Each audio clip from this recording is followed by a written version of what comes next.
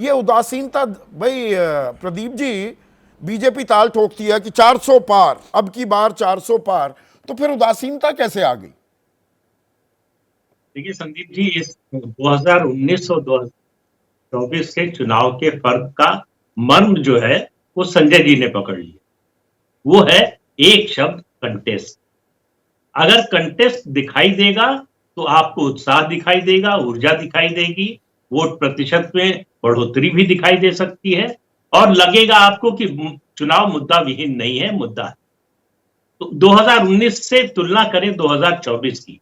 2019 में राहुल गांधी कांग्रेस पार्टी के राष्ट्रीय अध्यक्ष, कांग्रेस ने उनको प्रधानमंत्री के पद के उम्मीदवार के रूप में पेश किया और लग रहा था कि बड़ा क्लोज कंटेस्ट। बीजेपी 3 राज्यों का विधानसभा चुनाव हार चुकी थी।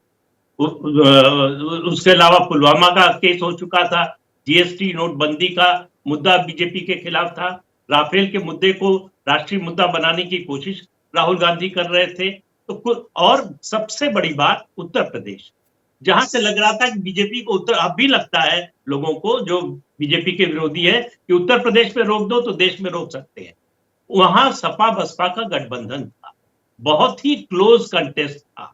ये माना जा रहा था, बहुत सारे विश्लेषक मान रहे थे कि बीजेपी की जो 73 सीटें आई थी 71+2 2014 में, उसमें 40 से 50 कम हो सकती है। वो कम होने का मतलब था बीजेपी दौड़ से बाहर।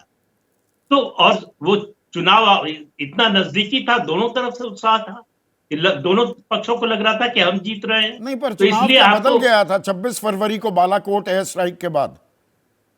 नहीं, चुनाव नहीं बदल गया था। मुझे लगता है कि जो वोट परसेंटेज बढ़ा उसमें अंतर आया, वो राष्ट्रवाद का जो मुद्दा था उसकी वजह से जो विनिंग मार्जिन है बीजेपी के कैंडिडेट्स का वो बढ़ गया। मुझे नहीं लगता कि उसका रिजल्ट पर कोई बड़ा अंतर पड़ा, कोई बहुत बड़ा फर्क पड़ा। आपकी आप देखिए 2019 से 2024 के बीच मोदी ने बीजेपी के जो कोर इश्यूज हैं उनमें से ज्यादातर को रिजॉल्व कर, अनुच्छेद 370 खत्म कर दिया, 3 तलाक का कानून पास हो गया, सीए का कानून पास हो गया, उसके अलावा भव्य दिव्य राम मंदिर बन गया, रामलला की प्राण प्रतिष्ठा हो गई, नया जो है संसद भवन बन गया, चेंगोल की वहां स्थापना हो गई और यूनिफॉर्म सिविल कोड राज्यों से शुरू हो गया और अब वादा किया कि पूरे देश में लागू करेंगे। तो कुल मिलाकर जो बीजेपी का वोटर है वो 2019 में उम्मीद में था, इस बार आश्वस्त है कि हमारे जो कोर इशू है। तो मतलब निकला नहीं, तो ये इतनी बड़ी मशीनरी, इतना मजबूत संगठन, पन्ना प्रमुख और न जाने क्या क्या, वो लोगों को निकाल नहीं पाए बाहर। बीजेपी का जो समर्थक है वो सुस्त है और विपक्ष का जो समर्थक है वो पस्त है मेरी नजर में। आखिरी बात मैं ये कहने जा रहा हूं जिससे कोई सहमत नहीं होगा इस पूरे पैनल में, कि मोदी के पक्ष में एक साइलेंट वेव चल रही है। इसका खुलासा ये साइलेंट वेव मोदी के पक्ष में है या साइलेंट वेव नाराजगी की भी है?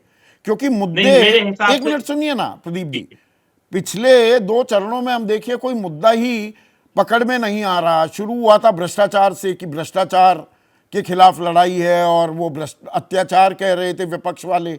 उसके बाद हिंदू मुसलमान आ गया, सोना चांदी मंगलसूत्र वगैरह वगैरह, फिर विरासत टैक्स आ गया। मुद्दे रोज बदल रहे हैं क्योंकि इसमें स्थायी मुद्दा एक ही है और वो है मोदी को फिर तीसरी बार लाना है या मोदी को हटाना। जैसे ही घड़ी का काटा दोपहर 2:30 पे आए, बबीता जी का दिल सास बहू साजिश के लिए मचल जाए। और ये है इनकी बहू, पूरे दिन ऑफिस की टेंशन हो जाए गॉन जब ये करें अपना फेवरेट शो फ्री टाइम पे ऑन। इनकी तरह आप भी देखिए अपना फेवरेट शो अपने टाइम पर और डाउनलोड कीजिए एबीपी लाइव ऐप अपने स्मार्ट टीवी पर।